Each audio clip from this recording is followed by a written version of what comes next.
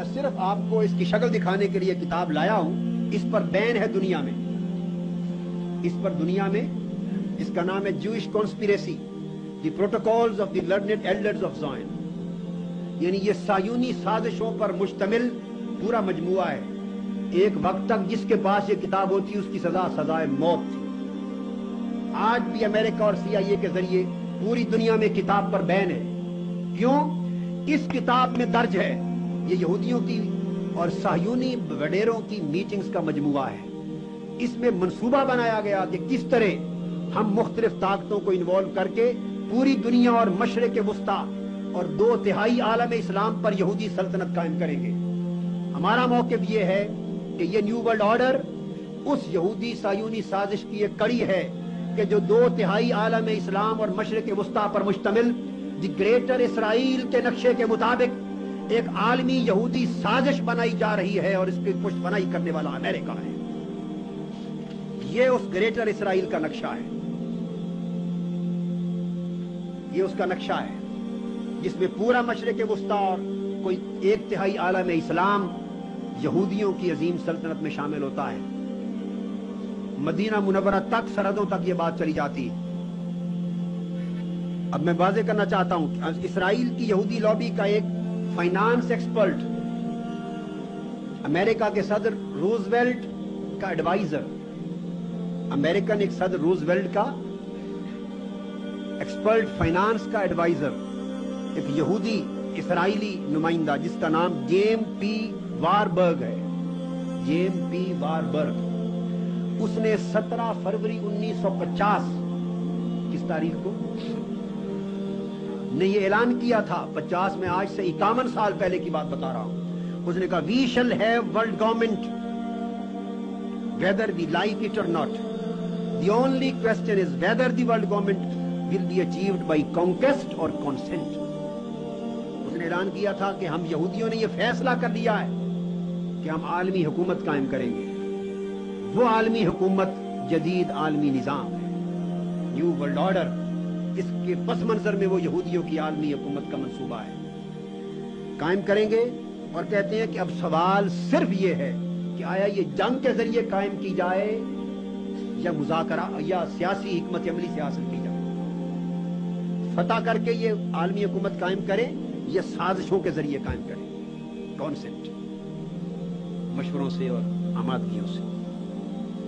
Jewish world government کا جو منصوبہ ہے وہ بیک گراؤنڈ ہے نیو ورلڈ آرڈر کی.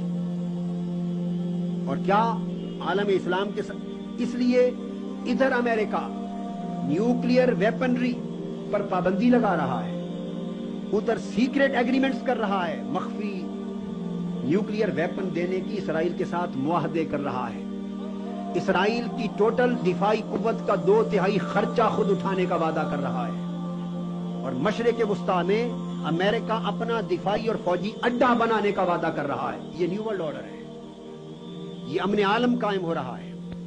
اور اسرائیل نے مشرق وسطیٰ میں امن قائم کرنے کے لیے $10 بلین کا امداد مانگی ہے امریکہ سے. امن قائم کرنے کے لیے امن $10 بلین سے قائم ہوگا. اسرائیل چاہتا ہے مجھے اتنا طاقتور بنا دیا جائے کہ مشرق وسطیٰ اور گرد و نواح میں کوئی طاقت نیوکلیئر پاور اور اسلحہ میں اور فوج میں میرے برابر نہ رہے, تب امن قائم ہوگا. مسلمانوں سے اسلحہ چھین لو, مجھے اسلحے سے لیس کر دو, جرت نہیں ہے کہ وہ اس کو چیلنج کر سکے. یہ نیو ورلڈ آرڈر کا جاری کیا جانا, میں بیان کرتا ہوں, یہ UNO کے چارٹر کی خلاف ورزی. UNO کے ممبر ممالک کو چاہیے کہ وہ نیو ورلڈ آرڈر کے اجرا کے خلاف احتجاج کریں کہ یہ استعماریت ہے, یہ آمریت ہے, یہ خلاف جمہوریت ہے, اقوام عالم کے ضمیر کو جوتے مارے جا رہے ہیں.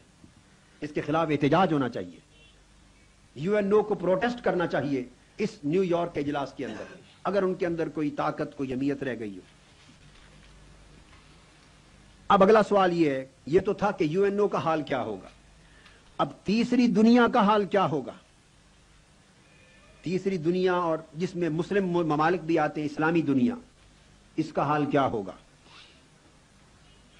تیسری دنیا اور اسلامی ممالک کے بیشتر خطوں کو امریکہ اب اپنی اقتصادی نو آبادیات بنانا چاہتا ہے نیو ورلڈ آرڈر کے ذریعے. اکنامک کالونیز بنائے گا, نیا سسٹم آف کالونیلزم آئے گا, اقتصادی نو آبادیات آئیں گی, پولیٹیکل اور اکنامک ایکسپلائٹیشن, سیاسی اور اقتصادی استحصال ہوگا ان ممالک کا. یہ ممالک امریکہ کے زیر تسلط منڈیاں بن جائیں گی اور کچھ یورپ کی اقتصادی کمیونٹی کے زیر تسلط منڈیاں بن جائیں گی. آپ اندازہ کیجئے کہ اس میں تیسری دنیا کے ممالک اور اسلامی دنیا کا حال. امریکہ ایک طرف